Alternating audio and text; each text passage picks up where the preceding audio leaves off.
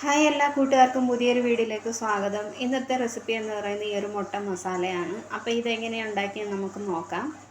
അതിന് വേണ്ടിയിട്ട് ഞാനിതാ 4 മുട്ട പുഴുങ്ങി എടുത്തിട്ടുണ്ട്. ഇനി ഇതൊന്ന് ചെറുതായിട്ടൊന്ന് കീറിയെടുക്കണം. രണ്ടായിട്ട് കീറണ്ട, ചെറുതായിട്ട് നടുക്കൊന്ന് കീറിയെടുത്താൽ മാത്രം മതി.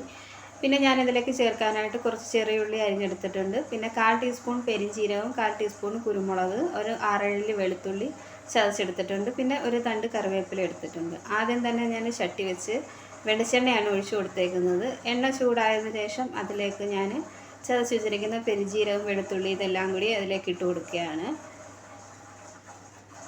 ഇനി അതൊന്ന് ഇളക്കി കൊടുക്കാം. കൂടെ തന്നെ കുറച്ച് കറിവേപ്പില കൂടി ഇട്ട് കൊടുക്കുന്നുണ്ട്. അതിനുശേഷം ഇതൊന്ന് മൂപ്പിച്ചെടുക്കണം. വെളുത്തുള്ളിയൊക്കെ നന്നായിട്ടൊന്ന് മൂത്ത് വരണം. ഇപ്പോൾ വെളുത്തുള്ളിയൊക്കെ നന്നായിട്ട് മൂത്ത് വന്നതിന് ശേഷം ഇനി ഇതിലേക്ക് ഞാൻ അരിഞ്ഞു വെച്ചിരിക്കുന്ന ഉള്ളി ഇട്ട് കൊടുക്കുകയാണ്. സവാളയും ചേർക്കാവുന്നതാണ്. പിന്നെ കുറച്ച് ടേസ്റ്റ് കിട്ടാൻ വേണ്ടിയിട്ട് ചെറിയ ഉള്ളി എടുത്തതേ ഉള്ളൂ. ആവശ്യത്തിനുള്ള ഉപ്പ് കൂടി ചേർത്ത് കൊടുത്തതിന് ശേഷം ഇതൊന്ന് മൂപ്പിച്ചെടുക്കാം. ഒരുപാട് അങ്ങ് ഗോൾഡൻ കളർ ആവുന്നവരെ ഒന്നും വയലണ്ട, ചെറുതായിട്ടൊന്ന് കളർ മാറി വന്നാൽ മതി. ഇതിലേക്ക് ഇതുപോലെ നമ്മൾ മുട്ടയൊക്കെ നമ്മൾ എന്നും ഓംലേറ്റ്, കറി അങ്ങനെയൊക്കെയല്ലേ ഉണ്ടാക്കുന്നത്. അപ്പോൾ ഇതുപോലൊരു ഐറ്റം ഉണ്ടാക്കി കഴിഞ്ഞാൽ നമുക്ക് ചോറിൻ്റെ സൈഡ് ഡിഷായിട്ട് ഉപയോഗിക്കാവുന്നതാണ്. അപ്പം നല്ല ടേസ്റ്റുമാണ് കഴിക്കാനായിട്ട്. അപ്പോൾ ഉള്ളിയൊക്കെ മൂത്ത് കളർ മാറി വന്നിട്ടുണ്ട്. ഇനി ഞാനിതിലേക്ക് ആവശ്യത്തിനുള്ള പൊടി ചേർത്ത് കൊടുക്കുകയാണ്. ഞാനിതിലേക്ക് 1 സ്പൂൺ മുളക് പൊടി ചേർത്ത് കൊടുക്കുന്നുണ്ട്.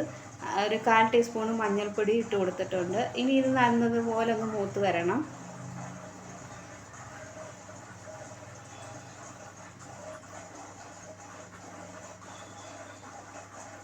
അപ്പോൾ പൊടിയൊക്കെ നന്നായിട്ട് മൂത്ത് പച്ചമണം മാറി വരുന്നുണ്ട്. അതിന് ശേഷം ഞാൻ അതിലേക്ക് ഇനി ഒരല്പം വെള്ളവും കൂടി ഒഴിച്ചു കൊടുക്കുകയാണ്.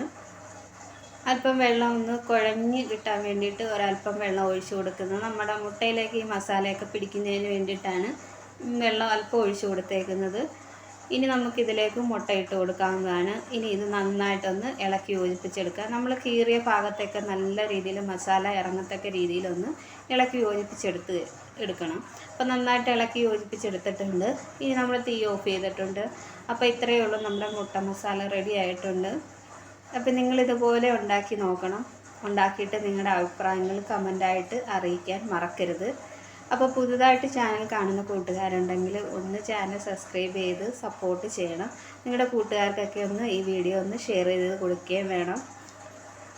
അപ്പോൾ ഇതുവരെ വീഡിയോ കണ്ട് എന്നെ സപ്പോർട്ട് ചെയ്ത എല്ലാ കൂട്ടുകാരോടും നന്ദി, സ്നേഹം അറിയിക്കുകയാണ്. അപ്പോൾ വീഡിയോ കാണുന്ന കൂട്ടുകാർ ലൈക്ക് ചെയ്യാനും കമൻറ്റ് ചെയ്യാനും മറക്കരുത്. അപ്പോൾ പുതിയൊരു വീഡിയോ ആയിട്ട് വീണ്ടും കാണാം.